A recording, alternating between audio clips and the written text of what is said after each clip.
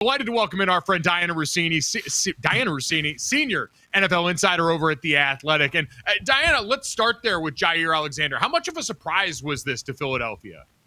I don't think it was that much of a surprise because for the last few weeks, almost since he's arrived in Philly, we kind of all knew something was going on here. And then, of course, when he didn't travel to Green Bay, Philadelphia was aware that he wasn't in a good place in terms of playing football. And even just talking to people close to him over the last 24 hours, it was explained to me he just needs a break from it all.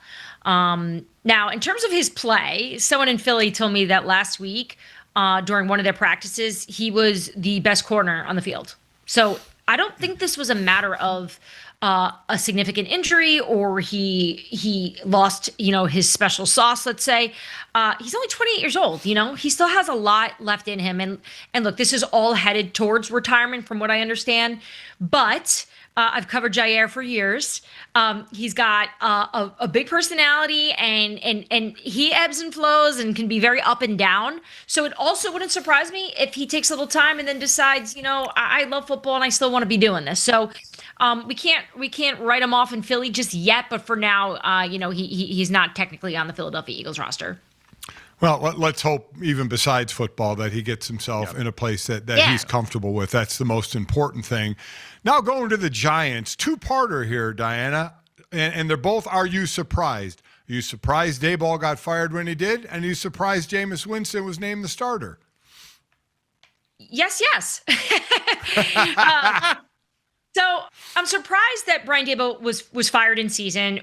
The three of us know how this New York Giants organization likes to run things, and John Mara does not like to fire in season. And even just having conversations with people there for the last few weeks, even a week ago, I had a text message exchange with someone with a lot of power there about, is Brian on the hot seat? Like, how do we want to keep the fans informed? And it came across to me like, this is not something we're really going to harp on right now. Like, we're not focused on what's next and even firing Brian. So I think the fashion in which they've lost these games just really hurt him. Because, guys, I can tell you, I was at a few of these games, and once they switched quarterbacks and went to Jaxson Dart,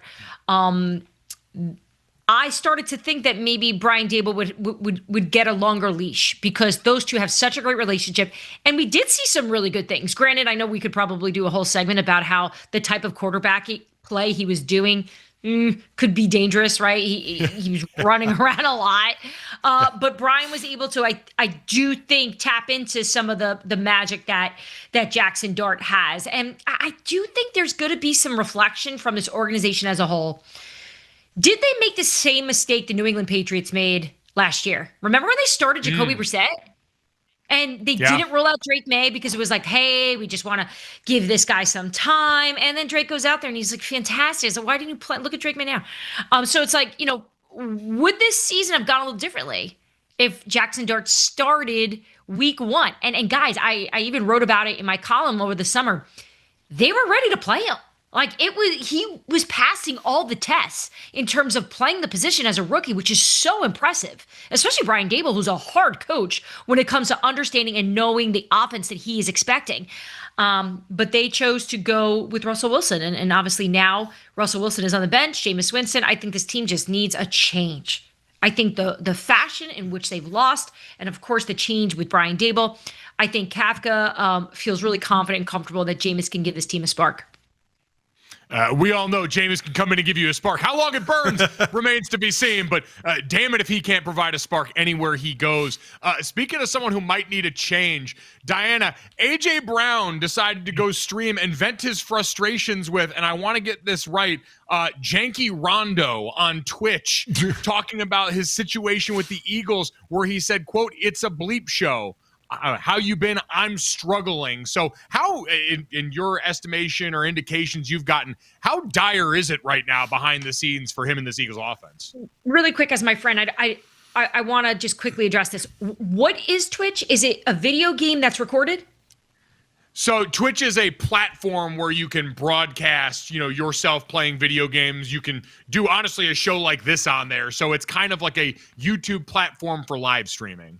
Okay, cool. All right, probably like every guy I ever dated did that, in his downtime. And I was like, what are you doing? Okay, I get it now. No, like it's one of those, like, I think I know what it is, but like I've been so busy, like trying to keep up with all the news today. I was like, wait, okay. Either way, it's out there, right? Like he did it in a place where there's probably a lot of people that are cooler and younger than me. So, all right. So just knowing that, I'm going to say AJ probably let his guard down, right? And shared the way he feels. And the problem I'm having, I think, with this AJ Brown story is there are a lot of people, I think, that are fans of the Eagles who are in denial about what's happening. They don't want to face the reality that this team can be winning, and beat really good teams, yet have a wide receiver and one of their best players on offense be upset and actually pretty miserable. He has told us that, right? Through his captions, through his body language. It's not a secret in football that A.J. Brown is unhappy playing in the current Eagles offense because he wants to be part of it more frequently, all 4 quarters, not just when they need him. And I think even used the caption that way. Here's the problem. The trade deadline is over. It's past. There's no advantage to A.J. For acting out or speaking out or behaving any other way than as a good teammate because he can't go anywhere. They can't.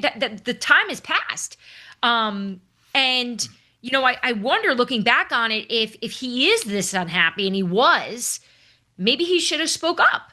Maybe this is something where he could have talked to the Eagles and been like, "Look, I am not the right fit for this offense. It can't work." Now, Howie Roseman's going to look at him and go, "We'll figure this out. Like, you're that good.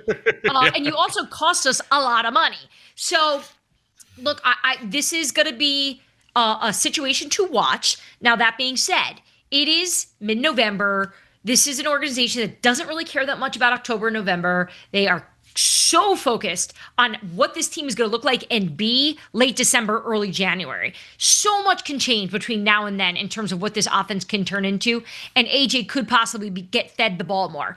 But I do think this is a little different than what we saw last year, because what works for AJ Brown, the passing game opens when Saquon Barkley runs well. When they can protect up front and they're healthy and Saquon can take off, everything else changes. They become dynamic. But if Saquon struggles or isn't finding the gaps, the holes that we're used to him finding, like we saw all of last year, I don't know how much they're going to rely on this deep ball game. And that's where we're going to find a problem. And that's where Devontae Smith is, as we're seeing, getting the ball more. Like, I don't even see A.J. Brown and Jalen talking on the field that much, the way you're used to seeing them communicate.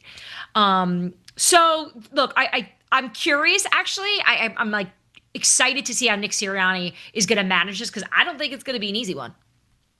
Yeah, defenses are now loading up to stop Saquon Barkley. The O-line has been nicked up as well, certainly hurt the running game from number 2 last year to number 21 this year.